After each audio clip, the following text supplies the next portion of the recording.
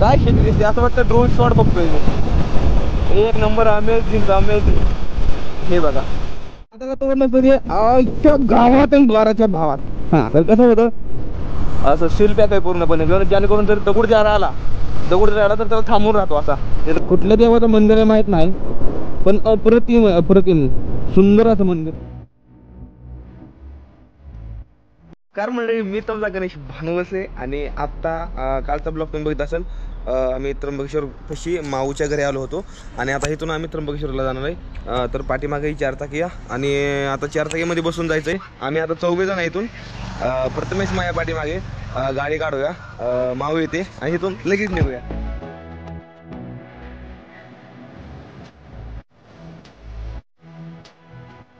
Finally त्र्यंबकेश्वरमध्ये आपण पोहोचलोय आणि मला वाटत नाही दर्शन होईल म्हणून.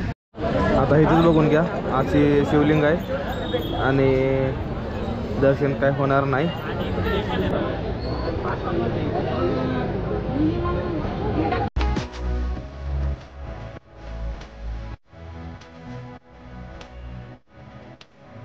अशा प्रकारे पाठीमागे आपण गाडी पार्क केली आहे. आता निघालोय स्वामी समर्थांच्या दर्शनासाठी.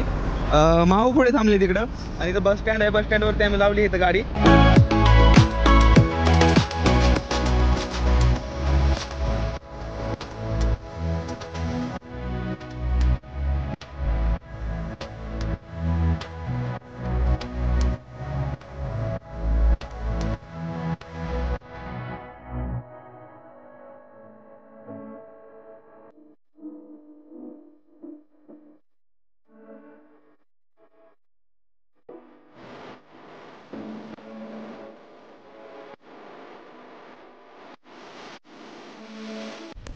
खरंच आतमध्ये बसलो आणि खरंच खूप छान वाटलं. लय भारी वाटलं खरंच आतमध्ये बसलो. इतकी सुंदर जागा आहे आतमध्ये, खूप पवित्र. हे बघा असं काम चालू आहे फरशी बसवायचं तिकडे अशा प्रकारे आणि लय भारी वाटलं. मी निघालो होतो माघारी चाललो होतो मी पण ते हे बघितलं मी आणि डायरेक्ट म्हणलं आता जाऊया म्हणलं. तर आता मावातमध्ये आहे आपण निघायचं तयारी करू आता. आणि आता इथून काकूच्या घरी आलोय. काकूच्या घरी इथनं माऊच्या घरी जायचं. तिथनं आपल्याला लगेच गाडी टाकायचं आणि तिथनं आपल्याला जायचं. पण अजून इथनं जायला आपण तिथे 1 तास लागेल. मग ते अजून एका ठिकाणी थांबायचं. अजून आजीला भेटायला मम्मीचा फोन आला आजीला भेटून नाही तर शिवाय काही. तर बघू काय होतंय ते.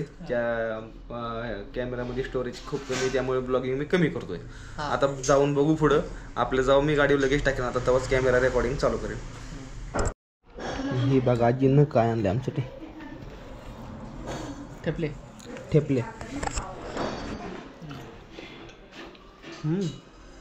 भारी.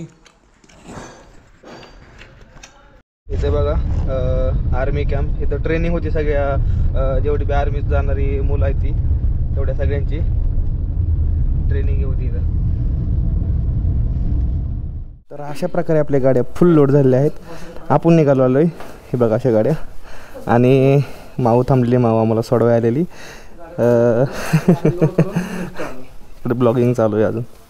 चला आता निघूया. उशीर खूप झाला आहे. आता साधारणपणे 12 वाजले असतील. आता 1 साडेबाराला आपण इथे निघतोय. लोक अशी सगळे टाकामाका बघतात ना आमच्याकडे. सगळे बघते ते आमच्याकडे.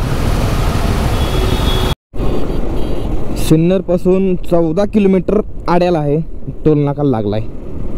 टोलनाका खूप जास्त मोठा आहे.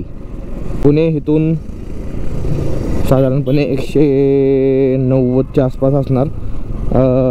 आता आम्हाला जायचं राजगुरुनगर. राजगुरुनगरमधून शिक्रापूरमधून उरुळी कांचन, सोलापूर हायवे, इंदापूर. ओके तर असं काय प्लॅन आहे. चला ह्या चॅनलवरती डायरेक्ट ब्लॉगिंगचं ट्रॅकिंगचं व्हिडिओ मी टाकतोय. तर ते कारण तुम्हाला सांगतो. माझा एक पहिला चॅनल होता गणेश रायडर बॉय म्हणून. तर ते चॅनल माझ्याकडून डिलीट झाला म्हणजे मोबाईल सॉफ्टवेअर मारला आणि ईमेल आय डी लक्षात नव्हता. ईमेल आय डी गेला, चॅनल बी गेला, इंस्टाग्राम आय डी गेली, सगळं गेलं, काही नाही राहिलं आता. त्यामुळं जी नाद आहे ती पूर्ण नादाला तोड नसतं ते आजच्या गावात आणि द्वाराच्या भावात. हां तर कसं करत राहायचं, मेहनत करत राहायची. पण ते मला भारी वाटतंय त्यामुळे मी टाकतोय. मला भारी वाटतंय आणि मी तुम्हाला दाखवतोय. तुम्हाला भारी वाटतंय अजून काय दावा आपल्या देवाचं मंदिर आहे माहित नाही, पण अप्रतिम आहे, अप्रतिम सुंदर असं मंदिर आहे, एक नंबर. राम मंदिर असल्यानं वाटायला लागले मला तर. पावसाळ्यात ना हे पांढरं दिसन डोंगराच्याकडनं हे सगळे झरे आहेत. इथून बघणारा जो नजारा आहे ना तो एक नंबर आहे, खूप छान असं दिसतंय. पूर्ण जे पांढरं दिसतंय ना हे पूर्ण झरे असतात पावसाळ्यामध्ये, पूर्ण हिरवळ अशी असते, पूर्ण हिरवळ इकडे. हा डोंगर बघितला किती मोठा विशाल काय डोंगर. आपण ह्याच्याकडनं असं जातो ना त्या टायमिंगला जेव्हा पावसाळे दिवस असतात त्या टायमिंगला हे जे नाही पूर्ण झरे आहेत, झरे. आणि हे जे झरे आहेत ना हे पावसाळ्याच्या तोंडाला बघायचं, इथनं असं पाणीच राहतं टायमिंगला पूर्णपणे अशी गर्दी असते, पूर्ण गर्दी अशी. आणि इथून पाणी ना असं सारखं येत राहतं आणि रस्त्यावरून जात राहतं, माणसाची बघत राहतात.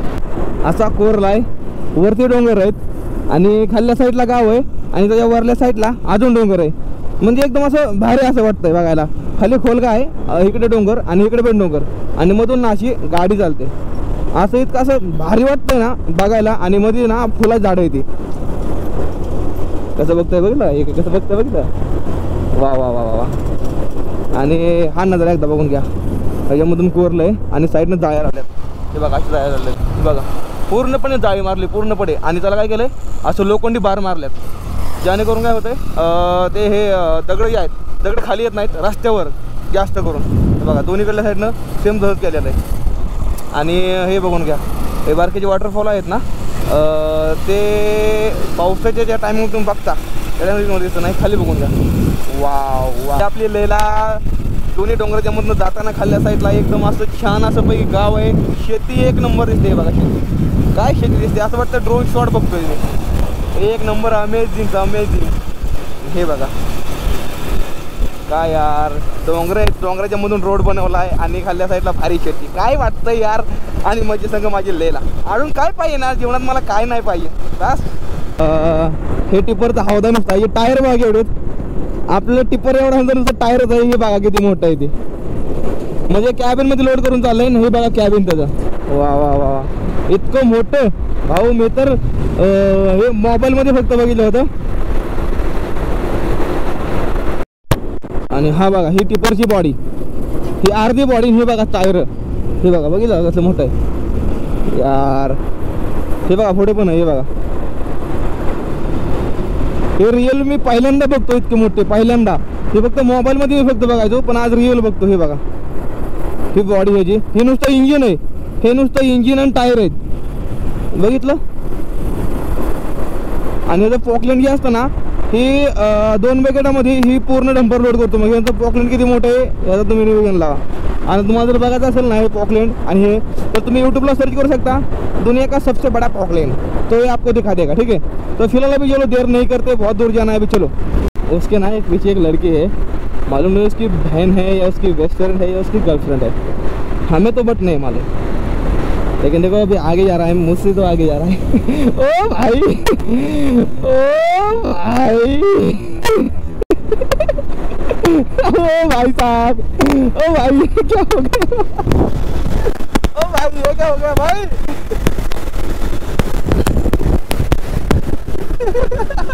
यार हंस रही है भाई, बहुत ज्यादा हंस रही है मुझको देख के.